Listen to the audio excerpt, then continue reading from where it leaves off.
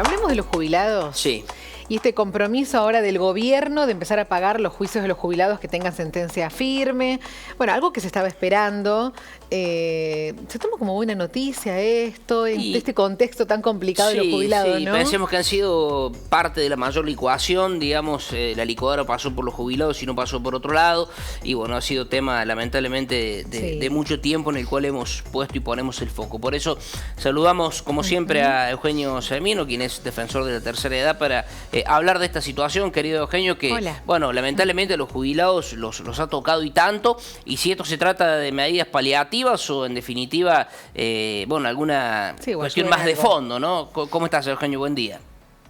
¿Qué tal? Qué gusto poder saludarlos. Sí, es una medida correcta, es un disparate lo que venía pasando en realidad, de lo cual se hablaba muy poco.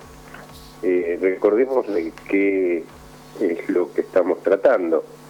En realidad, la litigiosidad, la enorme litigiosidad del sistema es lo que viene primando en Argentina ya desde hace muchos años. Muchos recordarán, bueno, los más viejos como yo, el caso Bodaro, luego el caso, bueno, es decir, primero el caso Chocobar en los 90, el caso Bodaro en el 2005, bueno, y la enorme cantidad de juicios al día de hoy, muchos de ellos colectivos que están en la Corte, el factor empalme de la fórmula del 2017, los decretos de necesidad y urgencia del 2020, pero miles y miles de jubilados con derecho a reclamo, de los cuales solo unos pocos siempre llegan al juicio,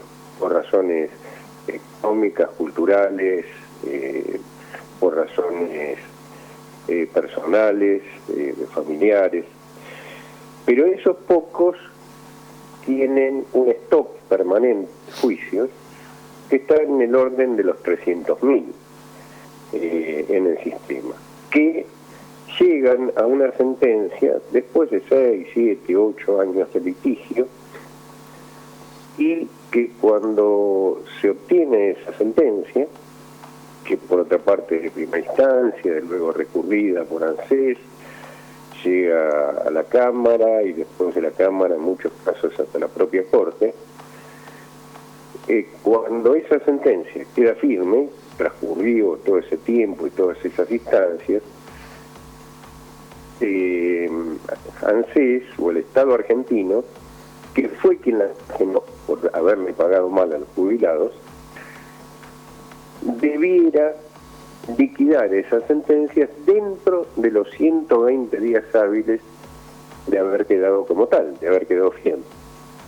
Pero ¿qué pasa? Hace 2 años que ANSES directamente no las paga. Por lo cual, lo que hemos conocido en las últimas horas, y esta es la parte satisfactoria, es que se va a resolver por vía administrativa parte de lo que esas sentencias que debían ser pagadas y no fueron, se va a liquidar. Se van a liquidar. Y además se van a liquidar, ese pago retroactivo es por todos estos años que duró el juicio. Toda esa plata que se perdió. Bueno, ahí te cuento. Esas sentencias tienen 2 partes. Una de ellas es que se le reajuste a partir de la misma, de la sentencia, el haber del jubilado conforme dice el juez. ¿Esto qué quiere decir? Que un jubilado, por ejemplo, cobra 300.000 pesos y tiene una sentencia que dice que debe cobrar 600.000, ANSES le tiene inmediatamente, para cumplir esa sentencia, lleva ese haber a 600.000 pesos. Que esto es lo que se va a hacer. El anuncio es esto: se va a regularizar el pago de lo que está acordado en la sentencia inmediatamente y sin ningún otro trámite judicial, sino directamente por vía administrativa. Pero hay otra parte que es la que obviamente interesa también y mucho a los jubilados, que es que ese pago que se le hizo mal a través de los años implica que se le tenga que pagar un retroactivo. En muchos casos es de millones de pesos que le corresponden al jubilado, y de eso todavía no se habla, porque es más, la propia declaración que hemos conocido establece que bueno, los retroactivos se empezarán a liquidar conforme la disposición del fisco a partir del 2025. Y Eugenio, como vos dijiste, es un buen primer paso, ¿no? Sí, claro. Y como vos decís, Eugenio, son miles y miles de juicios. ¿Esos se van a pagar ahora este año?